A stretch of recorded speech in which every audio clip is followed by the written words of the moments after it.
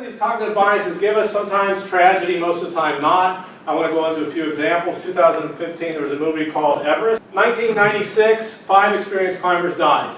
I'm a big fan of the California Management Review Journal. There's an article published, The Interaction of Cognitive Bias and Psychological Safety and System Complexity. Michael Roberto argues on a few things that were going on that are biases, the sunk cost fallacy or the sunk cost effect. It's very, very expensive to go to Everest and hike, so they didn't want to lose the money they already invested. Overconfidence effect, we've done this before, we can do it again. Recency effect, nobody's died on the mountain recently, so it's not in our memory.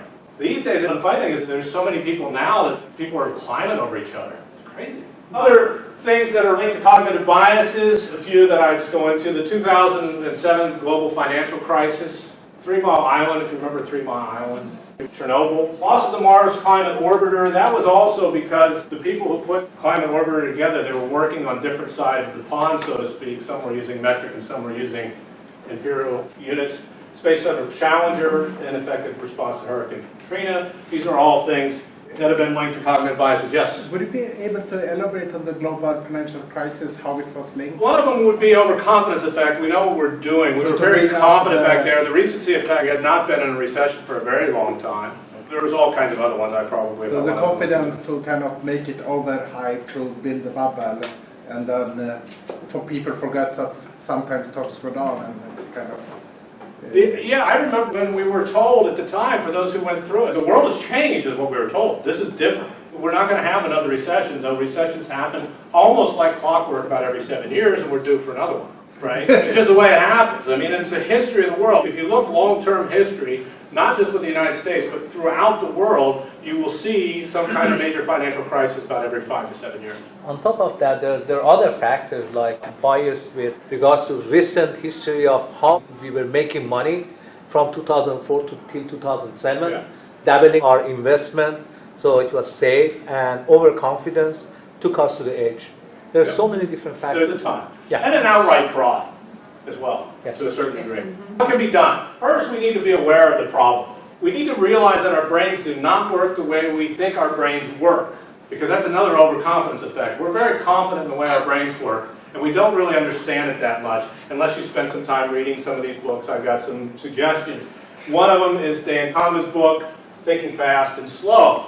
He refers to the different brain systems. So if you look at the actual physical structure of the brain, you have the brain stem, and then you have the reptilian brain in the back, and you have hypothalamus and all these other things hidden underneath the top brain, which is your prefrontal cortex, right? It's not one brain system. There's different brain systems that are working differently.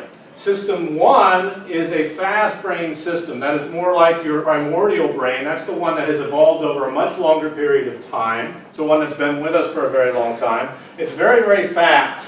But there's one problem with System 1, is System 1 doesn't have language. So what we consider language and those other processes that we consider to make us human beings, those are in the prefrontal cortex. Those are in the brain that evolved much, much later in our evolutionary history. That's System 2.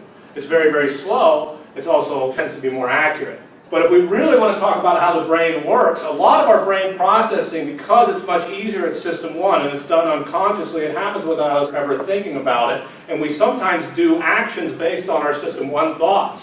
And then what do? We rationalize them with System 2.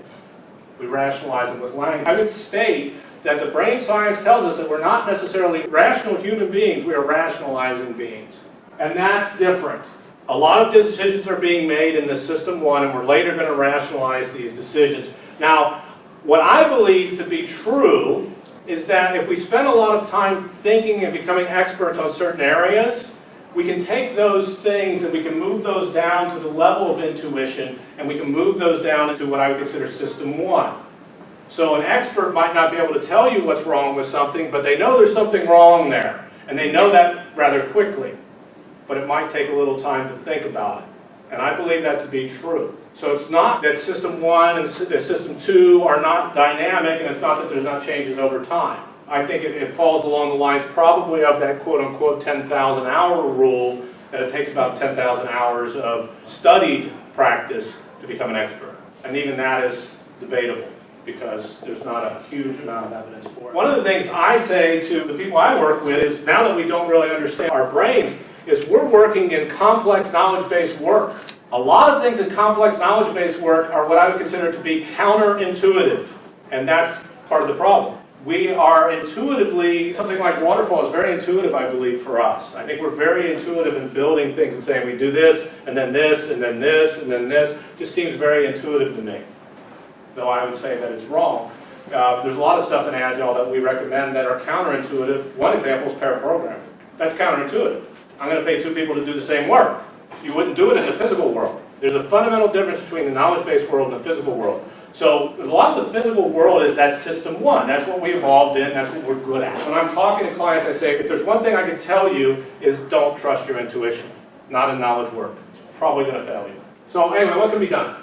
I gave a talk at the Oakland PMI not too long ago. I was just going to answer questions that people had. She said, no, you didn't have a topic, so I brought a topic. The one reason all Agile transformations fail. And I say it's a lack of intellect. I don't mean that in a bad way. It's a lack of intellect in the sense that we lack intellectual humility and intellectual curiosity. I don't know and I don't care. There's a lack of curiosity. I already know. Lack of humility. Both of those things will get in our way. And it's probably the real reason that most organizational transformations do not succeed. Because we're looking for confirmation bias. We're not looking to come at the problem with humility and say, I might be wrong. Maybe there's something here. I recommend that we understand systems thinking and that we start to look at the entire systems that we're working with instead of isolated problems. I think that's probably the best way to do it. I think that's somewhat counterintuitive as well. We tend to look at the thing that is right before us and right after us and what we're doing. And when we put those blinders on, we have a tendency to try to optimize pieces of the system. And I'm not going to go into the whole systems thinking and systems theory, but when you optimize a piece of the system, if you're not optimizing the constraint, you're probably causing more problems for the system than you're fixing. We need to start looking at things differently, counterintuitively. We need to understand the scientific method and actually apply it. We should apply it at work. We should actually try to apply it into our lives. But one of the things I try and I recommend for people, and I do this with my wife, relative success. My hypothesis is this. I never make a statement anymore without saying, my hypothesis is this.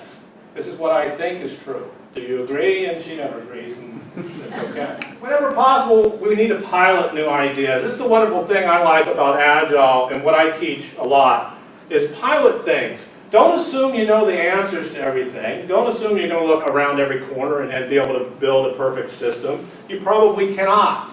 It's probably not worth so much trying. But what is good is try small things. See if these small things work and learn from those small things so that you can build on them and create something that's better.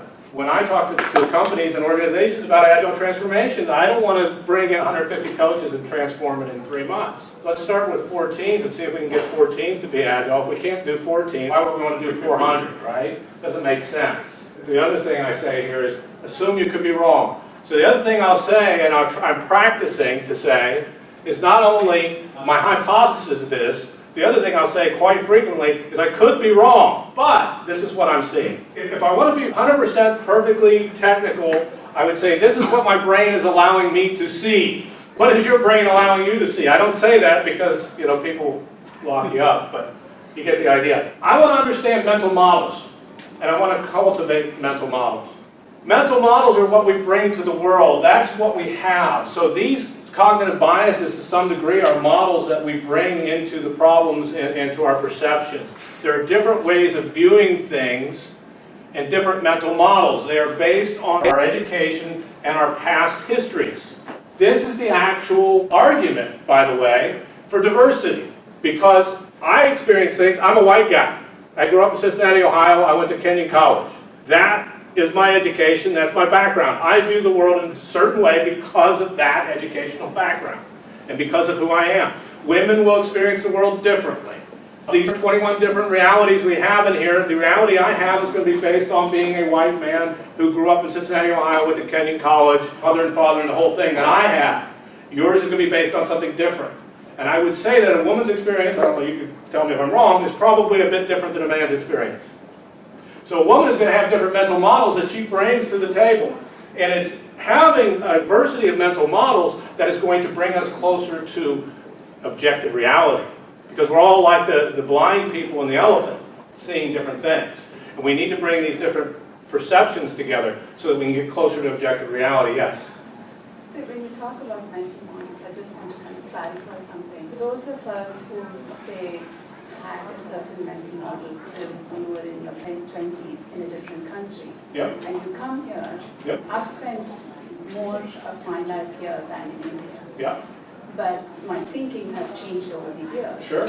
I think that's great. But here's the other thing. It's not just diversity of people.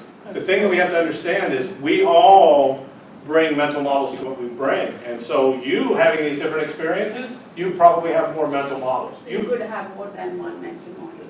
Absolutely. You're applying it to.